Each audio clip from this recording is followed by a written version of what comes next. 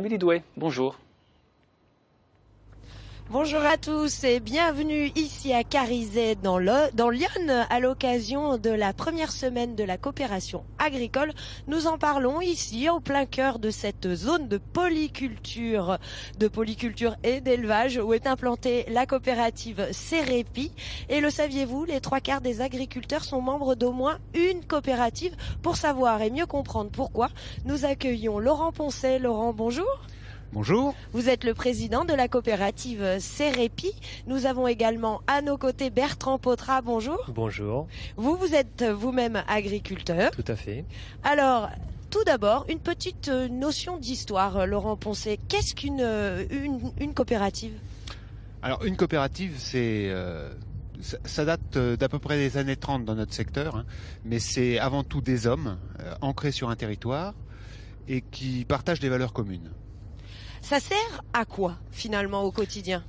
Eh bien, une coopérative, elle sert à apporter à ses adhérents toutes les infrastructures dont elle a besoin par rapport à la commercialisation des grains, par rapport à la vente de produits phytopharmaceutiques ou des engrais, et aussi, très fort chez Cerepi, la notion de service et service technique, entre autres. Alors, je me tourne vers un adhérent. Laurent, pourquoi vous avez souhaité faire partie de cette coopérative? Bien, c'est déjà une démarche, on va dire, historique, puisque personnellement, mon père faisait déjà partie d'une coopérative. J'ai suivi tout naturellement cette démarche. Et puis, la coopérative, c'est des conseils techniques, c'est un prix garanti, c'est un travail du quotidien, c'est une mise en valeur de nos produits. Et que puis-je dire aussi, on va dire bien encadré d'un point de vue technique. Laurent Poncet, vous êtes une petite coopérative, 500 adhérents. Ça représente une petite coopérative pour le secteur? Ah oui. Bon, pas pour information, 500 adhérents, 160 000 tonnes de collecte et puis une cinquantaine de millions de chiffres d'affaires. Mais pourtant, vous avez quand même des décisions, vous prenez des décisions, vous donnez de grandes orientations à votre coopérative. C'est le rôle d'une coopérative. Oui, bien sûr, parce que nos adhérents sont en attente par rapport à l'évolution, par exemple, de la réglementation. Et nous avons de nouvelles contraintes. Et la coopérative est là aussi pour apporter des solutions à ces contraintes. Vous me disiez, Laurent, hors antenne, que c'est aussi se serrer les coudes parfois quand il y a des moments difficiles. C'est important, ça, dans une coopérative. Tout à fait. L'esprit coopération, c'est également la solidarité. Je vous disais tout à l'heure prix garanti, et quand je disais également que c'est une mise en valeur du travail du quotidien, c'est la poursuite du travail qu'on a sur l'exploitation. On s'y engage également puisqu'on est également en tant qu'adhérent propriétaire de la coopérative. Donc c'est vous qui décidez dans quel sens on va? On décide, on va dire, ensemble, tous solidaires. Je vous remercie, messieurs. On va donner la parole aux salariés de cette coopérative. Nous accueillons Germain Bourg. Vous êtes le directeur de la coopérative Cerepi. Bonjour. Bonjour. Et Lucille No, la technicienne. Bonjour. Bonjour.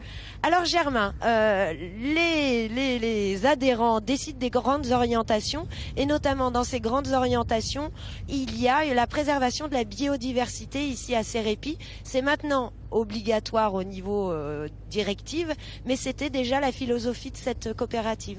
Effectivement, on s'inscrit déjà depuis un certain nombre d'années dans ce qu'on peut appeler aujourd'hui l'agroécologie, à savoir donc préserver l'environnement, préserver la biodiversité, préserver les ressources naturelles, c'est très important, l'eau entre autres, et effectivement, à travers entre autres la diversification des cultures, nous répondons à ces exigences environnementales depuis maintenant plusieurs années.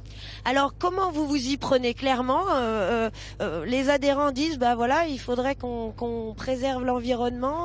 Disons qu'il y a des contraintes réglementaires qui nous y obligent aujourd'hui. Donc dans ces contraintes réglementaires, il y a deux grands axes. Oui. Il y a d'une part la gestion de l'azote à travers la directive nitrate. Ça c'est dans le but de préserver la qualité de l'eau. Donc il y a toute une réglementation. On doit réduire les taux d'azote dans le sol. On doit les utiliser de façon raisonnée à ce qu'il n'y ait pas de fuite dans les nappes phréatiques. C'est ça qui est important. Et notamment ici, puisque nous sommes dans une zone sensible. Je dirais notamment dans l'Yonne d'une façon générale, puisque l'Yonne compte plus de 90 captages, hein, donc c'est un aspect très sensible. Et le deuxième aspect, c'est la réduction des produits phytosanitaires, puisque Ecophyto version 2 nous oblige à réduire ces produits-là de 50% d'ici 2025, ce qui est un challenge quand même tout à fait intéressant. Alors vous avez réussi à relever ce challenge en proposant des cultures adaptées.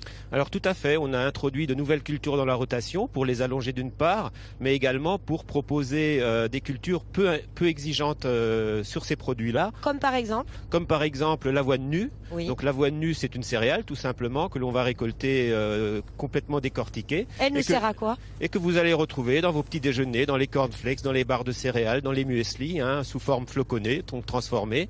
Et il faut savoir qu'on est le premier producteur français d'avoine nue avec 6000 tonnes produites tous les ans. Alors je me tourne vers vous, Lucille. On est aussi l'ami des abeilles chez Cerepi. Tout à fait, et l'ami des abeilles, ça passe aussi par ces cultures de diversification. Je pense notamment au sarrasin qu'on a développé l'année dernière. On l'a positionné derrière les orges d'hiver en dérobé. Alors ça veut dire juste après avoir récolté l'orge d'hiver? Voilà, exactement.